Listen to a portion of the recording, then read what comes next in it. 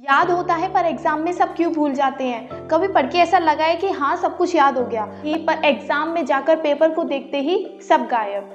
ये सिर्फ average students के साथ होता है, टॉपर्स के साथ नहीं। फिर तुम सोचने लग जाते हो कि टॉपर्स ही सबसे ज़्यादा पढ़ाई करते हैं, हम लोग नहीं।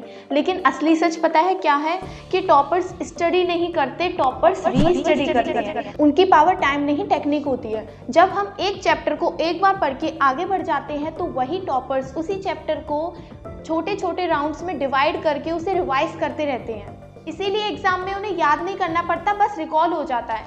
तो नमस्कार स्टूडेंट्स, मैं हूं Mona royal from make real achievements. तो आज की इस वीडियो में मैं तुम्हें एक ऐसा सिस्टम बताऊंगी, री स्टडी सिस्टम, जिससे एवरेज स्टूडेंट भी टॉपर लेवल रिटेंशन पा सकता है। तो चलो शुरू करते हैं। टॉपर्स डोंट स्टडी, दे री study. So let's get started. The first one is the big misconception. हम सब ये सोचते हैं कि टॉपर्स दिन में 10-12 घंटे पढ़ते हैं, पर सच क्या ये सिर्फ यही है? नहीं, टॉपर्स भी हमारी तरह ही होते हैं और वो भी हमारी तरह ही पढ़ते हैं। फ़र्क ये है कि जब टॉपर्स पढ़ते हैं तो उनका ब्रेन ओवरलोड नहीं होता, वो रीलर्निंग साइकिल में काम करता है। मतलब ये कि जब एवरेज स्टूडेंट्स उसे एक बार पढ़ लेता है तो वही टॉपर स्टूडेंट उसे 3 बार पढ़ता है, वो भी हर बार डिफरेंट वे से। और यही टेक्निक उन्हें high speed recall, permanent memory and exam friendly answers देती है। Now the second one is what exactly री स्टडी। री स्टडी का मतलब क्या होता है कि एक ही चैप्टर को बार बार पढ़ना नहीं होता, बल्कि उसी चैप्टर को हर बार अलग अलग तरीके से पढ़ना होता है और मैक्सिमम आपको उसे 3 बार पढ़ना है अलग अलग तरीके से। ऐसा करने से क्या होगा कि आपका ब्रेन इसे स्मार्टर, फास्टर और अच्छे तरीके से पढ़ना शुरू कर देगा। अब इससे क्या होने वाला है, तो जब आप फर्स्ट टाइम पढ़ोगे, मैंने क्या बताया आपको कि मैक्सिमम आपको 3 टाइम्स पढ़ना है, तो जब आप फर्स्ट टाइम पढ़ोगे तो थोड़ी सी कंफ्यूजन होगी उसे समझने में। सेकेंड टाइम पढ़ोगे तो आपको क्लैरिटी मिल जाएगी कि मुझे इस क्वेश्चन में यही वाले कॉन्सेप्ट का यूज़ करना है। और थर्ड टाइम पढ़ोगे तो आपको उसमें मास्टरी मिल जाएगी, मतलब आपको उसमें परफेक्टली आ चुका है, आप उसमें 100% कंप्लीट हो चुके हो। Third one is the brain science behind it. मतलब इसके पीछे की ब्रेन साइंस को समझते हैं टॉपर्स की री स्टडी की। जब हम किसी इंफॉर्मेशन को फर्स्ट टाइम पढ़ते हैं तो हमारा ब्रेन उसे सिर्फ नोटिस करता है, सिक्योर नहीं करता। जब हम उसे सेकेंड टाइम पढ़ते हैं तो हमारा ब्रेन थोड़े कनेक्शंस बनाने लग जाता है। अब इसमें आप लोगों का ही एग्जांपल ले लेते हैं कि जब आपको फर्स्ट टाइम कोई भी वर्ड देता है या फिर कोई भी वर्ड सुनाई देता है तो आप उसको स्टोर नहीं कर पाते, सिर्फ नोटिस करते हो। फिर जब सेकंड टाइम आप किसी के मुंह से या फिर किसी बुक में पढ़ लेते हो तो आपको लगता है कि हाँ ये तो मैंने फर्स्ट टाइम पढ़ चुका है। देन आप उसमें थोड़ा सा जोर देते हो कि मैंने ये कहाँ पर देखा था। फिर जब थर्ड टाइम आपको कहीं से वो सुनने को मिलता है तो आपका ब्रेन उसे लॉन्ग टर्म मेमोरी की तरह स्टोर कर लेता है, जो आपके आगे काम आने वाला है। तो इसी प्रोसेस को हम कहते हैं एनकोडिंग, स्ट्रेंथनिंग, देन लॉकिंग। और टॉपर्स इस स्ट्रेटेजी को फॉलो करते हैं। एवरेज स्टूडेंट सिर्फ एनकोडिंग पर ही रुक जाते हैं, इसलिए सब कुछ भूल जाते हैं। The fourth one is how to re study. ये आप लोगों के लिए मास्टर मेथड होने वाला है, क्योंकि इसमें आप लोगों को समझना है कि री स्टडी करने के कौन से स्टेप्स हैं। तो री स्टडी को टोटल 4 स्टेप्स में डिवाइड किया गया है।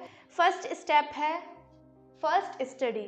First step is first study. इसमें आपको क्या करना है, कोई नोट्स नहीं होने चाहिए, कोई हाईलाइट नहीं होना चाहिए, कोई रट्टा नहीं होना चाहिए, सिर्फ समझना।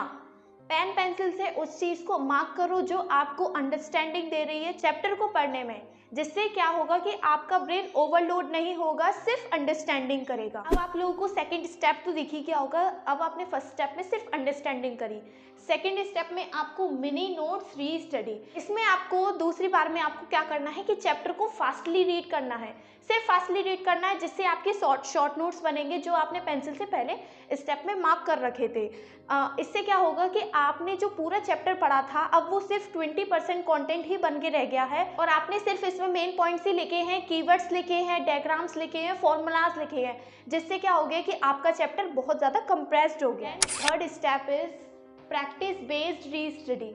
अब आपने चैप्टर को पढ़ लिया, कंप्रेस्ड भी कर दिया, अब सिर्फ आपको इसमें प्रैक्टिस करनी है। मतलब ये कि अब इसमें चैप्टर को रीड नहीं करना, जो आपने मिनी नोट्स बनाए थे उनको एक बार रीड करो, देन क्वेश्चंस को प्रैक्टिस करते जाओ।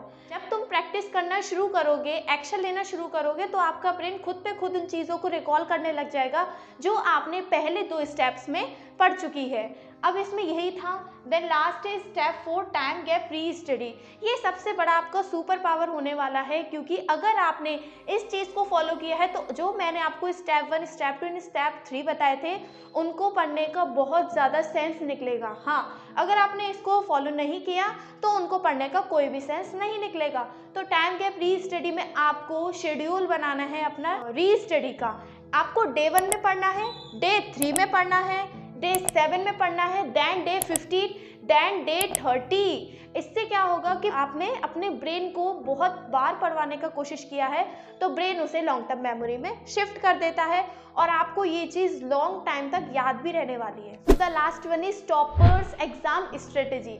मतलब ये कि टॉपर्स ने री स्टडी तो कर ली लेकिन उसे इम्प्लीमेंट कैसे करते हैं, उसे वो इम्प्लीमेंट करती हैं एग्जाम्स में। टॉपर्स क्या करते हैं कि हर कॉन्सेप्ट को, जो भी क्वेश्चन उन्हें आता है उसे पहले एक डेफिनेशन और अगर एग्जाम्पल तो आपको लिखना ही लिखना है तो एक एग्जाम्पल के साथ उसे पुट करके आते हैं। अगर कहीं पर डायग्राम की ज़रूरत है तो उससे डायग्राम भी बनाते हैं। देन लास्ट में फॉर्मूला भी लिख कर आते हैं, जिससे क्या होता है आंसर शीट में सिर्फ क्लैरिटी होती है, कोई भी मिस्टेक्स नहीं होती और एग्जामिनर उन्हें हाई मार्क्स देता है। और वहीं आपकी बात करें तो आपको तो पता ही होगा कि आप एग्जाम शीट में क्या कर आते हैं। आपकी एग्जाम शीट में ज़्यादातर गलतियाँ होती है as compare to important points. आप लोगों ने देख ही लिया होगा इस पूरे लेक्चर को देखकर कि टॉपर बनना सिर्फ इंटेलिजेंट लोगों का गेम नहीं है, वो एक सिस्टम का गेम है और उस सिस्टम का नाम आप लोगों को पता है, री स्टडी सिस्टम। आज से एक रूल फॉलो करो, don't study to finish, just study to re study. और अगर आप लोगों को ये री स्टडी स्ट्रेटेजी बहुत पसंद आई है तो कमेंट में री स्टडी ज़रूर लिखें।